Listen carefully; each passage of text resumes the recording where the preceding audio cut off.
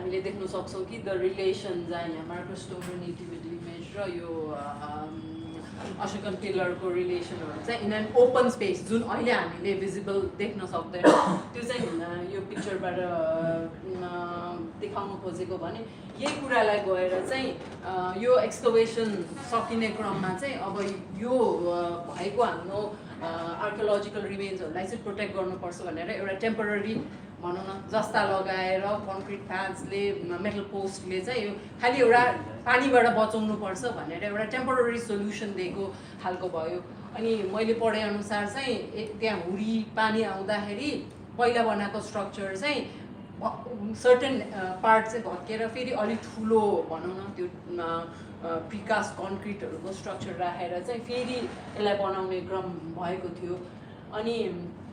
यो चाहिँ 96 मा भयो भने हाम्रो वर्ल्ड हेरिटेज नोमिनेसन चाहिँ गएर 97 मा भयो, जसमा हामीले क्राइटेरियन 3 र 6 मा गएर चाहिँ एकदमै यो अशोकन पिलरको महत्त्व जुन त्यो इन्स्क्रिप्सनमा चाहिँ यही नै लर्ड बुद्धको जन्म भएको भन्ने कुरा लेखिएको र यो चाहिँ एकदमै भनौँ न एउटा सिग्निफिकेन्ट होली प्लेस र अर्को चाहिँ पिल्ग्रिमेजको चाहिँ एकदमै इम्पोर्टेन्ट साइट भनेर चाहिँ हामी यो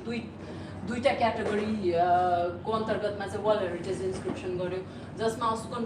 अघि रविले भन्नुभएको छ यसमा अशोकन पिलरको मेन्सन छ, आर्कियोलोजिकल रिमेन्सको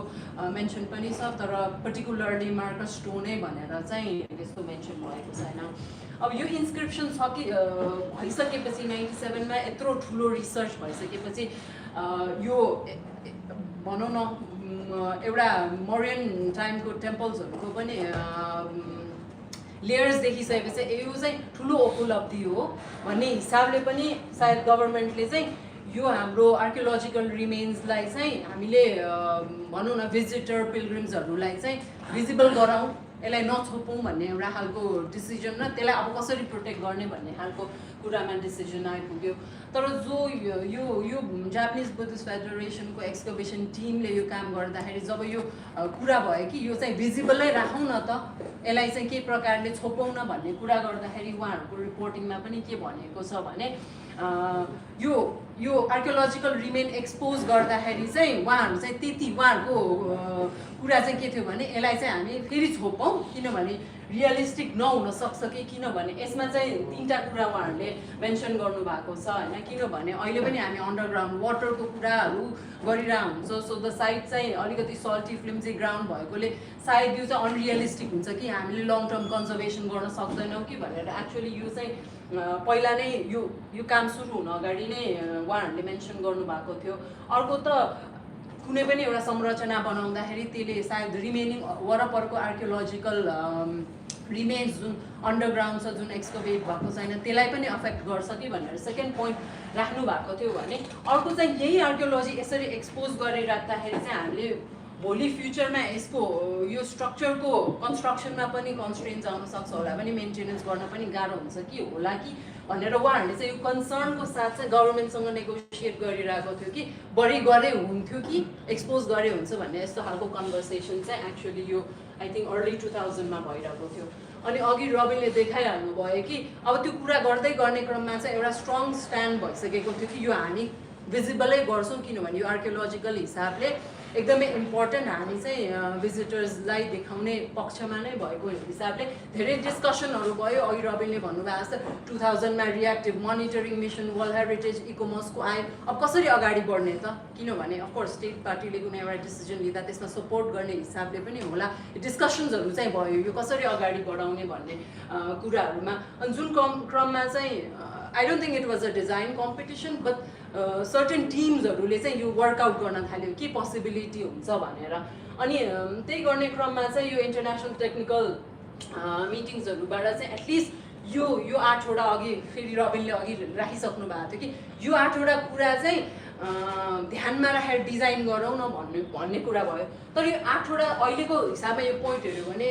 एकदमै भेग छ जस्तो लाग्छ होइन। यो गाइडेन्सको रूपमा जति यो पोइन्ट हालेको यो गाइडेन्सले कतिको काम गर्यो गरेन र हामीले भोलि सोच्दाखेरि पनि कि यस्तो यतिको भरमा हामी कुनै इम्प्रुभ डिजाइनको कुरा सोच्ने हो कि योभन्दा डिटेलमा जानुपर्छ भन्ने चाहिँ आई थिङ्क त्यो चाहिँ हामीलाई लाएर चाहिँ मैले खास यो पोइन्ट्सहरू मेन्सन गरेको। यो डिजाइनको त सबै अघि रविले भनिसक्नुभयो। अब हामीले त्यो बेलामा खास जुन बेला यो नयाँ मायादेवी टेम्पल स्ट्रक्चर कभर गर्ने भन्ने एउटा सोच थियो, एक्चुअली सबैको इन्टेन्सन त यो रहेको आर्कियोलोजिकल रिमेन्स चाहिँ कन्जर्भेसन गर्ने थियो। अर्को त भिजिटरलाई एक्चुअली यो प्रेजेन्ट गर्नु पऱ्यो, यसलाई भिजिबल गर्नु पऱ्यो भने एउटा प्रेजेन्टेसनको हिसाबले पनि यो भनौँ न एउटा नयाँ टेम्पलको परिकल्पना गरिएको थियो होइन। अब यसको हामीले प्रोटेक्सन पनि गर्नु पऱ्यो। यसले चाहिँ अब एउटा भनौँ न हामीले यो जुन अब्जेक्टहरू चाहिँ साँच्चीकै होली प्लेसमा आएर यो चाहिँ इम्पोर्टेन्ट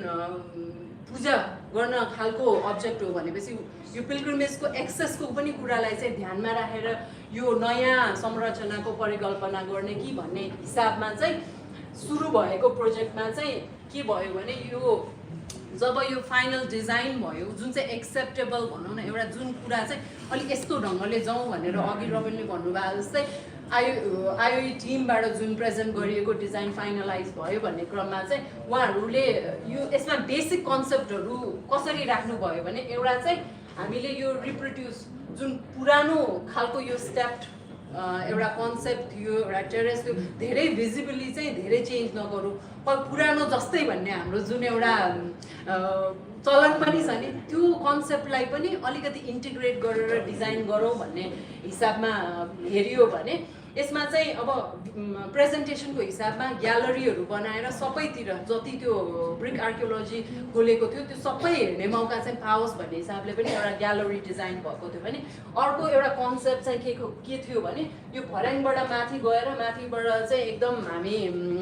मायादेवीको नेटिभिटी इमेजलाई चाहिँ भनौँ न पूजा गर्ने हेर्ने खालको एउटा कन्सेप्टले चाहिँ खास यो डिजाइन बनाएको। यो दुईटा ड्रइङ चाहिँ एक्चुअली एउटै स्केलमा राख्न खोजेको मैले, जसले गर्दाखेरि चाहिँ अलिकति हाम्रो स्ट्रक्चर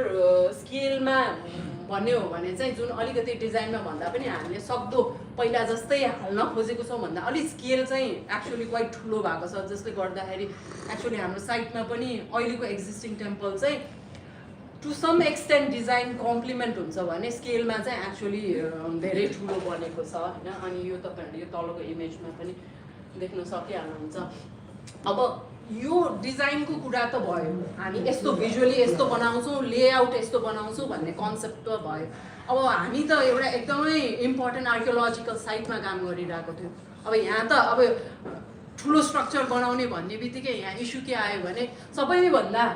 बिग कन्सर्न डिजाइन स्टेपमा नै कन्सर्न भएको कुराहरू र इम्प्लिमेन्टेसनमा पनि यसलाई अलिक इम्प्रोभाइज गर्दै जानु परेको कुरा चाहिँ एकदमै इन्ट्रुसिभ फाउन्डेसन। अघि जुन त्यो 8वटा पोइन्टमा हुन चाहिँ अलिक जस्टिफाई गर्नुभएको छ उहाँहरूले डिजाइनको टर्म्समा होइन, तर मोस्ट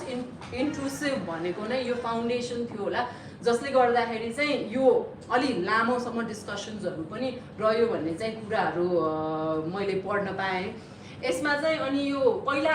पाइल फाउन्डेसन पनि डिजाइन गरेको थिएन, एउटा ग्रेट फाउन्डेसन जस्तो मेटल धेरै तल जाने हुँदा त्यो ओभरअल एरियामा बढ्नुपर्दा चाहिँ त्यसले एकदमै म्यासिभ इम्प्याक्ट पार्छ सबसर्फेस आर्कियोलोजी भन्ने हिसाबमा चाहिँ डिस्कसन गर्दै जाँदाखेरि चाहिँ पाइल फाउन्डेसनको कुरा आयो। पाइल फाउन्डेसनमा पनि अझै यसलाई मटेरियल वाइज पनि अप्रोप्रिएट बनाउनुको लागि वुडन पाइल्सको कुरा आयो। अब पाइल्स चाहिँ कहाँ राख्ने भन्ने कुरामा चाहिँ यहाँ अलिकति मैले ड्रइङ भेटेको थिएँ। यो सर्टन यो चाहिँ एक्चुअली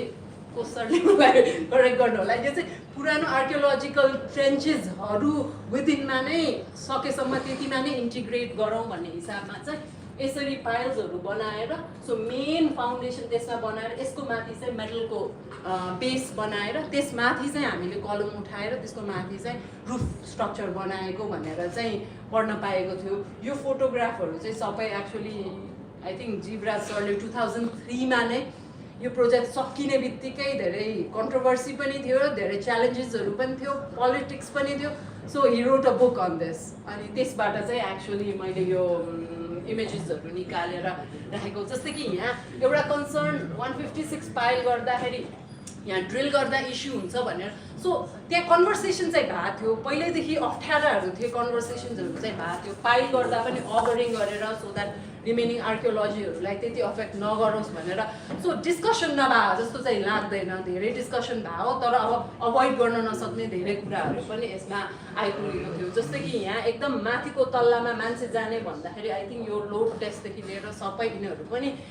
यो प्रोजेक्टको इम्प्लिमेन्टेसन फेजमा चाहिँ गरिएको थियो अनि यो चाहिँ मैले यो रिपोर्टमा पढ्दै जाँदाखेरि उहाँले किताबै 2003मा लेख्नु भएको छ र यो किताबको अगाडिको समरीमा नै के लेख्नु भएको थियो भने त्यही बेला नै अलिकति स्ट्रक्चरल डिफ्लेक्सन पानी चुइने कुरा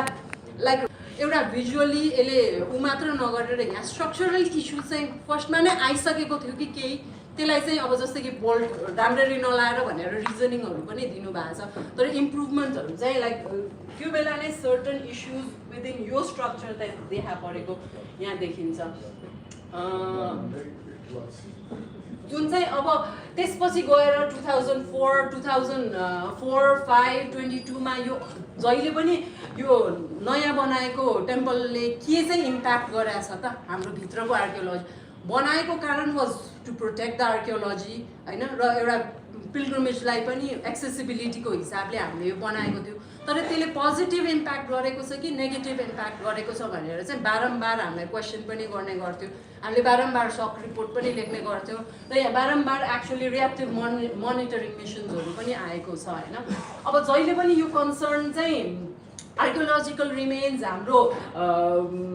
साँच्चीकै हामीले प्रोटेक्ट गर्न सकेको छ कि छैनौँ भन्ने कुरा जहिले पनि क्वेसन गर्छौँ तर त्यो क्वेसन सँगसँगै साँच्चीकै डिटोरेसन कुन लेभलसम्म डिटोरेसन भएको छ भनेर सायद हामीले क्वेसन गर्नुपर्छ कि जस्तो लाग्यो होइन सेकेन्ड कन्सर्न भनेको हामीले जहिले पनि यो रुफ चाहिँ अब चुएको पनि हामीले देखिरहेको थियौँ स्यागिङ छ भनेर पनि भनिरहेछौँ तर यो स्ट्रक्चर सेफ पनि छ कि छैन त किनभने हामी यस्तो महत्त्वपूर्ण आर्कियोलोजिकल रुइन्सको कुरा गरिरहेछौँ कुनै दिन त्यो कोल्याप्स भयो भने हामीले आर्कियोलोजी लुज गर्ने हो कि प्लस त्यहाँको भिजिटरको लागि सेफ्टीको लागि त्यो ठिक छ कि छैन भन्ने कुराहरू पनि सायद त्योसँगै अट्याच गरेर क्वेसन गर्नुपर्छ कि जस्तो लाग्यो अर्को चाहिँ एज अ फङ्सन जुन एउटा भिजिबिलिटीको कुरा एउटा भनौँ न भिजिटर्सहरूको लागि एक्सेस र यो यस्तो होली प्लेसमा आउँदाखेरि उहाँहरूले चाहनु भएको एउटा एटमोस्फियर त्यो स्ट्रक्चरले चाहिँ प्रोभाइड गरेको छ कि छैन भन्ने सायद यो तीनटा मेजर कन्सर्नलाई चाहिँ हामी अब अगाडि बढ्दै जाँदा कसरी डिल गर्ने त भन्ने यो क्वेसन त हामीले बारम्बार सोधि नै रहेको कुरा हो तर सायद यसको लागि अब हामी सर्टेन डिसिजन लिनको लागि सायद हामीले जस्टिफिकेसन कहीँ डकुमेन्टेड रिटन जस्टिफिकेसन साइन्टिफिक जस्टिफिकेसनहरू नै दिने हो कि भन्ने हिसाबमा चाहिँ तीनटा कुरामा protection of archaeological remains structural assessment र फङ्सनालिटी यो तीनटै कुराको के हामी जस्टिफिकेसनहरू दिन सक्छौँ कि भन्ने कुरा चाहिँ राखेँ मैले अब यो भन्दै गर्दाखेरि चाहिँ एक्चुअली हामीले यो इस्यु फेस गर्दै आउँदाखेरि एक्चुअली हाम्रो गभर्मेन्टबाट पनि भेरियस एफर्टहरू भएको छ यसलाई कम्प्लिटली इग्नोर गरेर राखेको तर यो गर्दा गर्दै पनि हामीले यो इस्युजहरू चाहिँ कम्प्लिटली सल्भ गर्न नसकेको जस्तो लाग्यो जस्तै कि एक्चुअली कन्जर्भेसनको सर्टन वर्कसपहरू हुन्छ होइन अब मोनिटरिङ अब मार्कस्टोनमा एकदमै त्यो ह्युमिडिटीदेखि सबै मोनिटरिङ गर्ने भनेर सिस्टम हालेको छ त्यस्तै गरेर ड्रेनेज इम्प्रुभमेन्ट यो फसाड यो रिसेन्ट एक्टिभिटिजहरूको यो फोटो जुन हाल्यो हामीले यो बिल्डिङमा भएको भनौँ न नेगेटिभ इम्प्याक्टहरूलाई इम्प्रुभ गर्न खोजिरहेछौँ तर साँच्चीकै इम्प्रुभ भएको छ कि छैन भनेर चाहिँ हामीले असेस गर्न सकेको छैनौँ जस्तो लाइक यो चाहिँ कस्तो भने अब इम्प्रुभ हुन्छ कि भन्यो अनि तर त्यसपछि चाहिँ के इम्प्रुभमेन्ट भयो के इम्प्रुभमेन्ट भएन भन्ने कुरा चाहिँ सायद हामीले असेस गर्न नसकेर नै होला हामी डिसिजन मेकिङमा चाहिँ हामी पछि परेको होइन अब जस्तै कि मैले last time I think it was त्यो एचआइएको असेसमेन्टमा हो कि अरे मैले यो डेटाहरू हाइड्रोलोजीको डेटाहरू के छ कसो छ भनेर मैले सोद्धाखेरि एक्चुली एलइटीबाट मलाई इन्फर्मेसनहरू पनि दिनुभएको थियो होइन तर त्यो चाहिँ कस्तो भने र डेटा भयो क्या अब डेटा पनि छ मोनिटर गरेर पनि छ र डेटा पनि छ अब डेटालाई एनालाइज गर्ने चाहिँ को हो त होइन हाम्रो विदिन हाम्रो सिस्टममा नै डु वी हेभ पिपल जस्तै यो डेटा एनालाइज गरेर ल यसको नेक्स्ट स्टेप के हो भन्ने क्यापासिटी हामीसँग टेक्निकल क्यापासिटी छ कि छैन, अथवा हामीले यसलाई चाहिँ कुनै रिसर्च इन्स्टिट्युटसँग लिङ्क गर्नुपर्ने हो कि त्यो नहुँदाखेरि चाहिँ हामी गरि चाहिँ रहेछौँ तर प्रोग्रेसिभ हुन नसकेको हो कि जस्तो चाहिँ लाग्यो मलाई। अब अलिकति यो साइन्टिफिक जस्टिफिकेसन थ्रु असेसमेन्टको कुरा गर्दाखेरि हामी के भन्छ यो सेकेन्ड फोटो चाहिँ मैले कहाँबाट लिएको हो भने एउटा आइटिएमको कुरा गर्नुभएको थियो अघि रबिनले, एउटा आई थिङ्क हाइड्रोलोजिस्ट पनि हाम्रो त्यो मिटिङमा आउनुभएको थियो। उहाँले रिपोर्ट पछि प्रेजेन्ट गर्दाखेरि चाहिँ यो एल्गे फर्मेसन चाहिँ अन्डरग्राउन्डबाट मात्र हो कि माथिबाट पानी लिक भएको एरियामा चाहिँ मोर कन्सन्ट्रेसन भएको छ भन्ने खालको क्वेसन पनि गर्नुभएको छ। अनि त्यो हुँदाखेरि के हो रिजन, कहाँबाट चाहिँ मेन कल्प्रिट कहाँनिर छ when we are talking about यसको चेन्जेसहरू भइरहेकोमा, is it underground water, is it माथिबाट चुहेको पानी, यस्तो कुराहरू चाहिँ सायद हामीले अझै बुझ्न जरुरी छ कि। अर्को कुरा चाहिँ अब कसरी गर्ने त यो हामीले भनौँ न 96मा एक्सपोज गरेको आर्कियोलोजिकल एक्सकभेसन थियो भने 96बाट आज 2026मा जाँदाखेरि we are how many years we are quite यति वर्षमा त्यो एक्चुअली जति एक्सपोज भएको त्यसमा चाहिँ चेन्जेस कसरी आयो, यो चाहिँ कसरी हामीले असेस गर्ने त, हामीले फोटोग्राफिक असेसमेन्ट गर्ने हो कि टेस्टहरू गर्ने हो कि? Yeah, so this is one of the proposed activities because there are very detailed photographs of the bricks as they were excavated. And often people will say brick has deteriorated, brick has not deteriorated, but actually we want to do a sample of photographic comparisons. So we'll do photogrammetry of some blocks within the brickwork to see has it actually deteriorated from when it was first exposed? Have we lost edges? Have we lost entire layers? So the aim is that because there is no photographic record since the Japanese, I don't know if there was a photographic record just before the roof came on. So we have no after photograph, we just have before. So that's why one of the things we want to do is to be able to say, yes, we have evidence that there is deterioration of brick. Because if we've lost edges through salination, if we've lost layers of bricks, then we have a very clear strong evidence set of evidence. Because at the moment, it's just very much anecdotal. Yeah. So त्यही भएर यो assessment जस्तो कि अब रबिनले भर्खर भन्नुभयो कि यो प्रोजेक्टबाट पर्टिकुलरली हामीले एटलिस्ट एउटा साइन्टिफिक जस्टिफिकेसन एभिडेन्स चाहिँ होइन डिटोरेसन नै हो भन्ने कुरा गर्न सक्छौँ भने might be we also need स्ट्रक्चरको पनि त्यस्तै खालको असेसमेन्ट हुन पऱ्यो जसले गर्दाखेरि चाहिँ डिसिजन मेकिङमा सपोर्ट गर्ने खालको चाहिँ आउनु पऱ्यो भन्ने। अर्को कुरा त अब भर्खर रबिनले भन्नुभयो कि 96मा एकदम राम्रो फोटोग्राफी छ, माइट बी 2026मा हामी फुल फ्लेज जति एक्सपोज छ फोटोग्राफ गरौँला, बिचको त छैन। तर बिचमा चाहिँ आई थिङ्क मल्टिपल फेजमा चाहिँ हाम्रो कन्जर्भेसनको कामहरू भएको छ। सो त्यो कन्जर्भेसनको काम गरेको रिपोर्टहरूमा पनि कतिको डिटोरेसनहरूको मेन्सन छ, कसरी भएको छ भनेर त्यसलाई पनि फेरि reanalyse reports of the review the reports of conservation and can we come up with a data set that provides evidence कि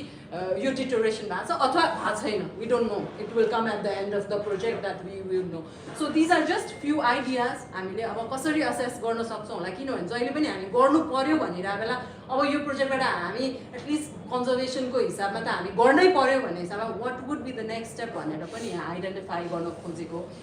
तर यो सँगसँगै हाम्रो एउटा बिग क्वेसन भनौँ न, अब यो पनि जहिले पनि फ्लोट भइरहेको क्वेसन के थियो भने के हामी यो आर्कियोलोजिकल रिमेन्सलाई चाहिँ हामी फेरि ब्याकफिल गर्ने अवस्थामा डिसिजन मेकिङ हुन सक्छ कि सक्दैन भन्ने खालको पनि एउटा क्वेसन चाहिँ यसले रेज गर्छ, जुन चाहिँ कुड बी यो असेसमेन्टहरू पछि हुनसक्छ तर एउटा डिसिजन लिनु पर्यो भने गर्नु पर्यो भने चाहिँ is government ready to do that or not भनेर एटलिस्ट हामी पछि डिस्कस गर्न सक्यौँ भने चाहिँ यसले चाहिँ भनौँ न एउटा सजिलै वे फरवर्ड दिन्छ होला। अब नेक्स्ट भनेको अगेन यो हाम्रो मार्कोस्टोनको प्रोटेक्सनको कुरा गर्छु। अब यो मार्कोस्टोनको कुरा गर्दाखेरि चाहिँ हामीले मार्कोस्टोनलाई अहिले एकदमै बुलेट प्रुफ ग्लासमा भनौँ न एउटा कन्ट्रोल त भन्न मिलेन लाइटिङले अलि टु सर्टेन एक्सटेन्ट त्यहाँ चाहिँ अलिक कन्ट्रोलहरू गर्ने भन्ने हिसाबमा चाहिँ मोनिटरिङ पनि गरिरहेको छौँ तर यो फोटोमा हेर्दाखेरि यो त क्लिन गरेपछिको अवस्था होला मेरो विचारमा कन्जर्भेसन पछिको जसले गर्दाखेरि चाहिँ हामीले कति फ्रिक्वेन्सीमा चाहिँ यो कन्जर्भेसन गर्न जरुरी छ र त्यसरी फ्रिक्वेन्टली हामीले कन्जर्भ गर्दै जाँदाखेरि हामीले यसको भनौँ न स्ट्रक्चरल इन्टिग्रिटीमा त हामीले केही अफेक्ट गरिरहेको छैनौँ भन्ने पनि क्वेसन हुन्छ होला जसले गर्दाखेरि चाहिँ त्यो कुरालाई पनि ध्यानमा राखेर हामीले यसलाई कसरी भोलि प्रेजेन्ट गर्ने भन्ने कुरामा पनि डिसिजन लिन सक्छ कि जस्तो लाग्यो अर्को कुरा त हामीले एकदम प्रोटेक्ट गराएर चाहिँ माथिबाट हेर्ने भन्छौँ पैसाहरू पनि त्यहाँ चढाउनेदेखि सबै हुन्छ साँच्चीकै इजिली भिजिबल छ त माइक्रोस्टोन र त्यो कुरालाई पनि अलिकति सोचमा हाल्नुपर्छ होला अब हामीले अलिकति improve design improvement in the सेल्टरको कुरा गर्दाखेरि अब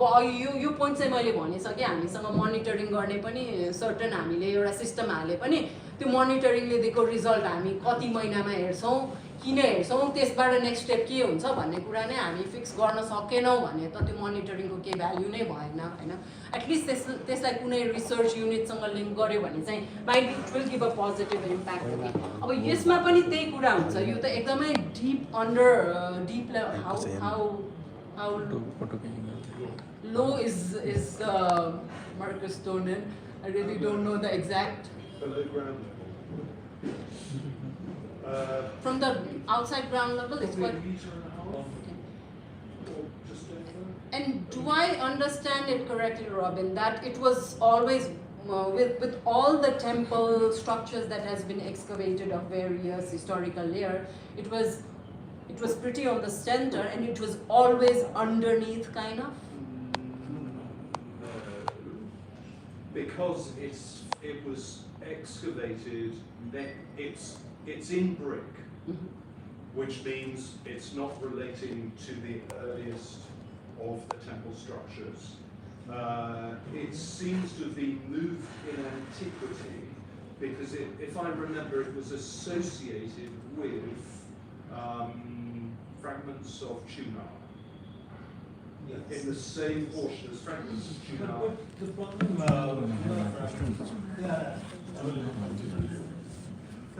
That's right. So we had the Ahsokan incident as the sort of terminus antiquum. So you know, in a way, we know it's there in the Ahsokan period. It may have been moved in antiquity, but we certainly have evidence for it being placed in that niche with tunar. Therefore, it's from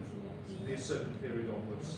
So it was from Ahsokan period onwards. It was kind of So exposed, 3rd century. visible, or that was. That would have been invisible. Well, it depends if those would have been open, but it's below the floor level. Actual. Below the floor level. actually the modern floor level was below.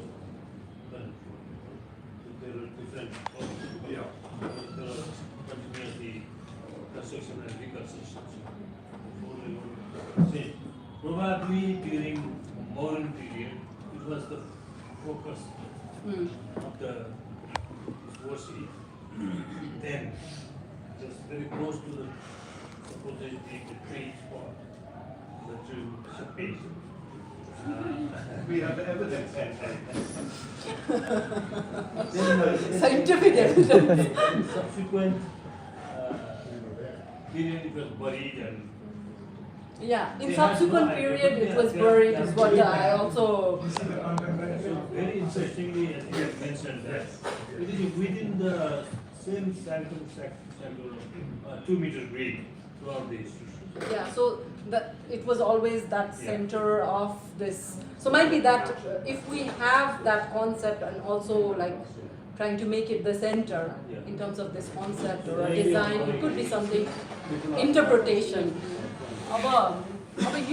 यो कुराहरू हामीले साँच्चीकै long term impact भइरहेछ भने यसलाई अगाडि कसरी बढाउने त भन्ने कुरामा पनि यो क्वेसन बारम्बार उठेको थियो कि हामीले के यसलाई छोपेर अघि रबिनले भन्नुभएको छ फ्यासिमिलीको कुरा जस्तै गऱ्यौँ भने पनि के त्यस्तो केही यसलाई सोचमा हाल्न सकिन्छ कि सकिँदैन, यो क्वेसन चाहिँ विल कम ब्याक लेटर। अब नेक्स्ट भनेको फेरि यो एकै मिनट रोकिहाल्छ, 1 मिनट लगाउँदैन। यो विषयमा अहिले हामी किन गइरहेको छौँ भने तपाईँहरूको पनि हामी इनपुट लिन चाहन्छौँ, किनभने यसको प्रभाव चाहिँ धेरै खराबिलो पर्न सक्छ। त्यस कारणले तपाईँहरूले पनि गम्भीर भएर सोच्नुहोस्। हजुर, मैले अहिले यहाँ क्वेसन मात्र रेज गरेको, हामी यो लास्ट स्लाइडमा आएर चाहिँ माइट बी अलिकति छलफल गरौँला भनेर बिचमा डिस्कसन गर्नुभन्दा। अनि पछि नेक्स्ट भनेको अघि काइले 4वटा इम्पोर्टेन्ट भनौँ न स्याङ्क्टमभित्र हालेको कुरा भनेको पनि यही हो होइन। एउटा अब हामीले यो नेटिभिटी इमेज स्कल्पचर जुन राखिएको छ त्यो चाहिँ एक्सकभेसनको टर्ममा यसलाई यो ठाउँबाट अर्को ठाउँमा लगेर राखिएर फेरि यो टेम्पल बनाउने क्रममा चाहिँ पहिला रहेको ठाउँमा नै राखिएको थियो होइन। तर अब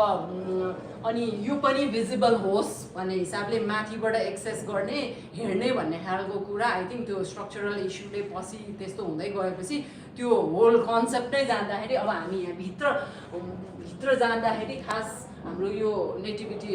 इमेज चाहिँ हामीले वरपरबाट हेर्दैनौँ, यो पोइन्टमा गएपछि बल्ल हेर्न पाउँछौँ भन्दाखेरि त्यो पनि माथि हेर्नु पर्दाखेरि सबैले देख्छ कि देख्दैन भन्ने खालको कुरा पनि भन्दाखेरि जुन एउटा कन्सेप्टले एउटा भनौँ न एक्सेस एन्ड भिजिबल होस् र मेन अब्जेक्ट अफ भेनरेसनको हिसाबले चाहिँ यो चाहिँ अप्रोप्रिएटली प्रेजेन्टेड छ कि छैन भन्ने पनि एउटा क्वेसन हुनसक्छ भने अर्को क्वेसन हाम्रो मार्टर स्टोनको जस्तै के यो चाहिँ नेटिभिटी इमेज जुन स्टोन स्कल्पचर हो यसमा पनि डिटेरेसन भइरहेको छ कि छैन। र हामीले विभिन्न मिटिङहरूमा म पनि जाँदाखेरि एकदम हामीले त्यहाँ स्ट्रक्चरभित्र नै एउटा माइक्रो क्लाइमेट डेभलप भएको छ जसले गर्दाखेरि चाहिँ यसलाई अलिकति अफेक्ट पारिरहेछ कि भन्ने क्वेसन्सहरू हामी जहिले रेज गर्छौँ, तर एक्ज्याक्टली छ कि छैन त्यो कसरी असेस गर्ने भन्ने कुराहरू पनि माइबी त्यो चाहिँ राख्नु सोचमा हाल्नुपर्छ होला। अब यो क्वेसन यो नेटिभिटी इमेजको कुरा गर्दाखेरि त्यही इज इट द पोजिसन जसले गर्दा यो भिजिबिलिटी भएको छैन, इज इट द स्ट्रक्चर जसले गर्दा यो भिजिबिलिटी भएको छैन, इज इट लाइक यो एकदमै डिटोरेट भइरहेको छ, यो चाहिँ एकदमै महत्त्वपूर्ण छ भने कि यसलाई चाहिँ अर्कै ठाउँमा राखेर यसलाई मोर सेफ गार्ड गर्न सक्छ कि यही स्ट्रक्चरमा यसको भनौँ न सेफ गार्ड हुन सक्दैन, यसलाई प्रोटेक्ट गर्न सक्दैन कि भन्ने खालको क्वेसनहरू चाहिँ यहाँ मैले राखेको छु। यसपछि आएर जुन हाम्रो यो हामी हुन चाहिँ Mayadevi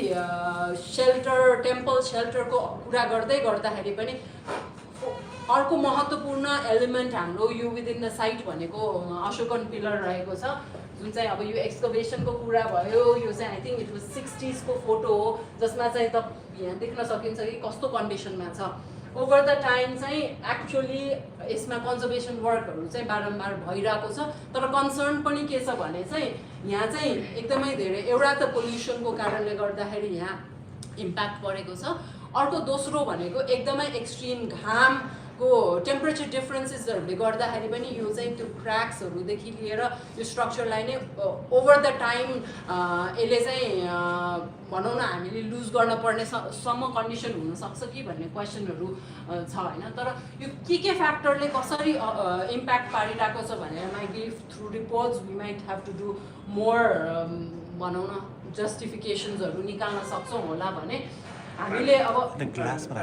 it's worth thinking that some of the rocky dips belonging to the Emperor Ashoka actually do have rooms. So if you go to Pakistan to Mount Sera or to Shahbazgari, they have a roof. If you go to Rajasthan, they actually cut the inscription, sent it to the Kolkata Museum, but put a roof on the boulder. None of the pillars anywhere